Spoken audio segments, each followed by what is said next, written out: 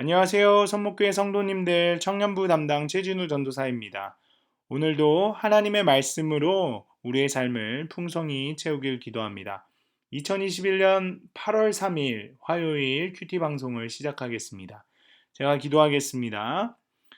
구원을 이방 모든 민족에게 주시길 원하시는 하나님, 예수 그리스도의 복음이 우리에게까지 오게 하심 감사합니다. 사도행전을 묵상하면서 그 복음의 역사가 어떻게 시작되었는지 오늘도 깊이 생각하고 또 공부하는 시간 되게 하옵소서. 감사합니다. 예수님의 이름으로 기도합니다. 아멘. 함께 찬송하시겠습니다. 찬송가 497장 주 예수 넓은 사랑 함께 찬송하시겠습니다. 주 예수 넓은 사랑 그 크신 은혜를 나 힘써 전파함은 참 기쁜 일일세. 주 예수 복된 말씀 생명과 진리요 내 맘의 갈급함을 다 채워주시네. 옛부터 전한 말씀 주 예수 크신 사랑 나 항상 전파하기 참 기뻐하도다. 이 말씀 전할 때에 내 맘이 기쁘고 그 말씀 전할수록 새 기쁨 넘치네. 구원의 복된 말씀 못 들은 사람이 세상에 많음으로 힘써서 전하세. 옛부터 전한 말씀 주 예수 크신 사랑 나 항상 전파하기 참 기뻐하도다. 이 말씀 들은 사람 또 듣기 원하고 목말라 사모하니 그 말씀 진리라. 그 나라 영광 중에 나 부를 새 노래 옛부터 좋아하던 이 말씀뿐일세. 옛부터 전한 말씀 주 예수 크신 사랑 나 항상 전파하기 참 기뻐하도다.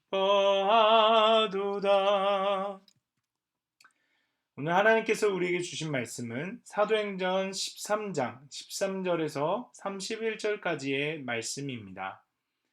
바울과 및 동행하는 사람들이 바보에서 배 타고 밤빌리아에 있는 버가에 이르니 요한은 그들에게서 떠나 예루살렘으로 돌아가고 그들은 버가에서 더 나아가 비시디아 안디옥에 이르러 안식일에 회당에 들어가 앉으니 율법과 선지자의 글을 읽은 후에 회당장들이 사람을 보내어 물어 이르되 형제들아 만일 백성을 권할 말이 있거든 말하라 하니 바울이 일어나 손짓하며 말하되 이스라엘 사람들과 및 하나님을 경외하는 사람들아 들으라.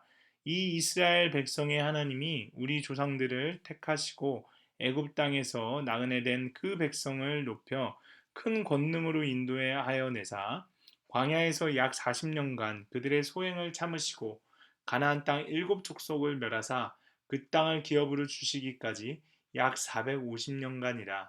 그 외에 선지자 사무엘 때까지 사사를 주셨더니 그 후에 그들이 왕을 구하거늘 하나님이 베냐민 지파 사람 기스의 아들 사울을 40년간 주셨다가 패하시고 다윗을 왕으로 세우시고 증언하여 이르시되 내가 이새의 아들 다윗을 만나니 내 마음에 맞는 사람이라 내 뜻을 다 이루리라 하시더니 하나님이 약속하신 대로 이 사람의 후손에서 이스라엘을 위하여 구주를 세우셨으니 곧 예수라.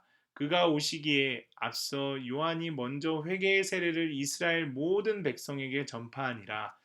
요한이 그 달려갈 길을 마칠 때 말하되 너희가 나를 누구로 생각하느냐 나는 그리스도가 아니라 내 뒤에 오시는 이가 있으니 나는 그 발에 신발끈을 풀기도 감당하지 못하리라 하였으니 형제들아 아브라함의 후손과 너희 중 하나님을 경외하는 사람들아 이 구원의 말씀을 우리에게 보내셨거늘 예루살렘에 사는 자들과 그들 관리들이 예수와 및 안식일마다 외우는 바 선지자들의 말을 알지 못하므로 예수를 정죄하여 선지자들의 말을 응하게 하였도다. 죽일 죄를 하나도 찾지 못하였으나 빌라도에게 죽여달라 하였으니 성경에 그를 가리켜 기록한 말씀을 다 응하게 한 것이라. 후에 나무에서 내려다가 무덤에 두었으나 하나님이 죽은 자 가운데서 그를 살리신지라. 갈릴리로부터 예루살렘에 함께 올라간 사람들에게 여러 날 보이셨으니 그들이 이제 백성 앞에서 그의 증인이라. 아멘. 네, 본문 설명을 하도록 하겠습니다. 오늘의 전반적인 내용은 바울 일행과 함께 동행하던 마가 요한이 버가에 이르러 예루살렘으로 다시 돌아가는 일이 생깁니다. 그리고 나머지 사람들은 버가에서 더 나아가 비시디아 안디옥에 이르릅니다. 안식일에 유대인 회당에 들어가 바울은 하나님이 애굽에서 이스라엘 백성을 구원하신 사건부터 예수님의 부활에 이르기까지의 일들을 구속사적으로 설교합니다. 이게 큰 어떤 맥락이라면요. 13절을 한번 보도록 하겠습니다. 바나바의 조카였던 이 마가 요한은 버가에 이르르자 다시 예루살렘으로 돌아갑니다. 아무래도 버가에서 비시리아 안디옥으로 가는 길이 굉장히 험했기 때문에 마가 요한에게는 큰 부담이었을 것입니다. 근데 이제 문제는 나중에 2차 전도 여행을 바울이 준비할 때 바나바와 원래는 같이 가려고 했습니다. 근데 바나바는 이러한 마가 요한을 그래도 다시 데리고 가자라고 주장했고 바울은 전도 여행에 또 다시 큰 부담을 줄 수 있으므로 마가 요한을 데리고 가지 말자라고 이제 이야기하는데 바로 여기서 바나바와 바울이 갈라서게 되는 그런 계기가 됩니다. 어쨌든 이제 비시디아 안디옥에 도착한 바나바와 바울은 안식일에 회당에 들어가 설교했습니다. 바울은 스데반과 같이 이스라엘 역사를 가지고 예수님을 메시아라고 강력히 증거합니다.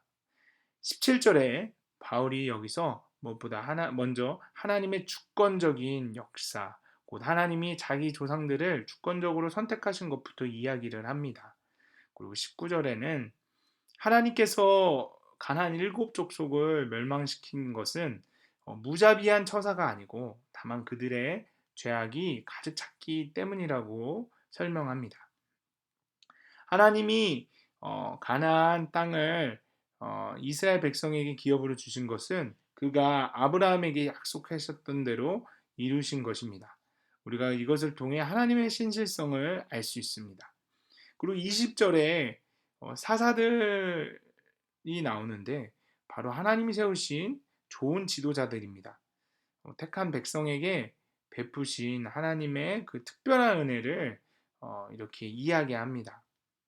22절에 이제 다윗을 설명하면서 하나님께서 다윗은 내 마음에 맞는 사람이라고 말씀하시는데 이때 다윗이 죄 없는 사람이란 뜻은 아니고 하나님께서 그가 하시고자 하는 일에 성취할 수 있는 아주 그 일에 잘 사용될 인물이라는 뜻입니다. 24절에는 세례 요한이 소개되면서 세례 요한의 회개의 세례는 예수 그리스도를 영접하여 죄사함 받도록 하기 위한 사역이었음을 이야기합니다. 그러므로 세례 요한의 사역은 예수 그리스도께 인도하는 길닦기와 같은 사역이었습니다. 27절에 예루살렘에 사는 자들과 그들 관리들은 예수님을 정죄한 것도 어, 다 결국에는 선지자들의 말을 응하게 하려 한다고 이야기합니다. 우리 31절에 갈릴리로부터 예루살렘에 함께 올라간 사람들은 예수님께서 최후로 예루살렘에 올라가실 때 동행한 제자들을 이야기합니다. 그들이 이제 예수님의 증인인데 바로 이 설교를 듣는 청중들과 같은 시대 사람이라는 것을 이야기합니다. 네, 다음 부분은 적용 부분입니다. 음, 마가 요한처럼 주의 일을 하다가 커다란 장벽 앞에서 다 포기하고 이전의 삶으로 돌아간 적이 있으십니까? 아니면 그런 것 때문에 지금 힘들고 계신가요? 주님께서 주신 사명을 내려놓게 하는 큰 어려움은 무엇입니까? 우리 이 시간에 한번 생각해 보고 하나님이 주셨던 그 처음 마음을 회복하는 시간이었으면 좋겠습니다. 두 번째 적용할 것은 바울은 설교에서 하나님이 우리에게 주신 최고의 선물이 바로 예수 그리스도라고 선포합니다. 예수님이 아니라면 우리는 하나님을 알 수도 없고 그분이 우리를 사랑하신다는 사실을 알 수 없었을 것입니다. 예수님이 이 땅에 오셔서 나를 위해 십자가에 죽으셨기 때문에 내가 구원을 얻었습니다. 그러므로 이 시간 하나님께 우리가 진심으로 감사하는 기도를 드렸으면 좋겠습니다. 그런 기도를 우리가 한번 적용해 봤으면 좋겠습니다. 네, 오늘 함께 읽을 묵상 간증은 187쪽의 김동호 성도님의 나를 살리신 하나님이라는 글입니다. 모태신앙인 저는 청년 시절 친구를 따라 그가 다니는 교회에 갔습니다. 그런데 그곳은 청년이 유달리 많고 목사님을 신격화하는 분위기라 말로만 듣던 이단 교회임을 짐작할 수 있었습니다. 그러나 저는 이단에 속한 사람을 한두 번 훈계한 후에 멀리하라는 말씀이 제게는 해당되지 않는 줄 알았습니다.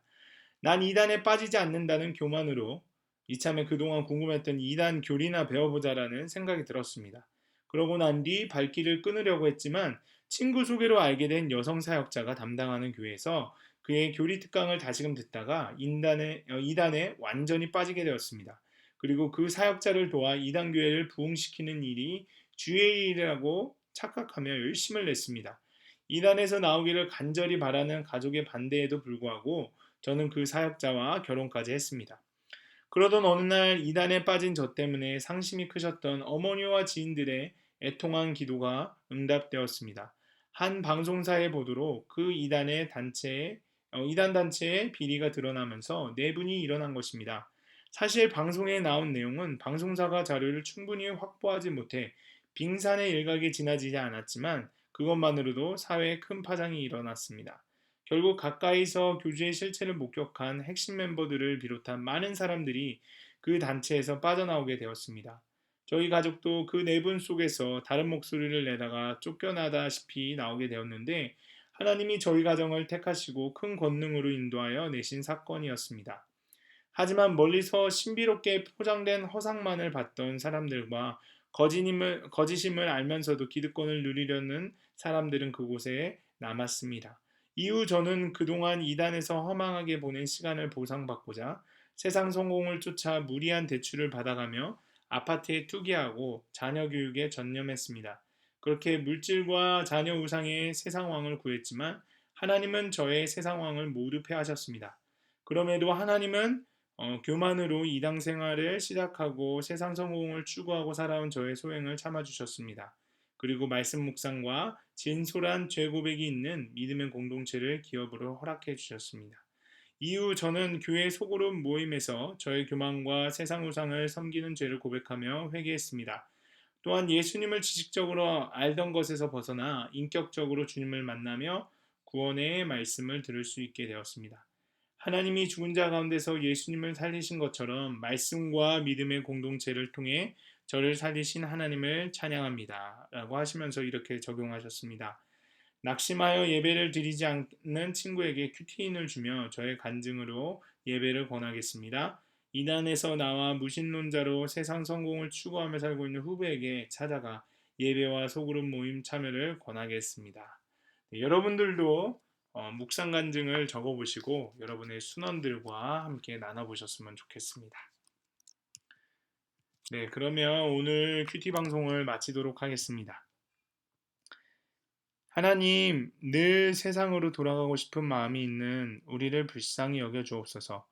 제 인생의 가장 큰 은혜와 선물은 예수님이신 것을 믿으며 저를 살리고 구원하신 예수님을 따라 십자가의 길을 묵묵히 걸어가게 하옵소서. 오늘 하루도 자격 없는 저를 증인 삼아 주신 것에 감사하며 기쁨으로 사명을 감당하게 하옵소서. 감사합니다. 예수님의 이름으로 기도합니다. 아멘.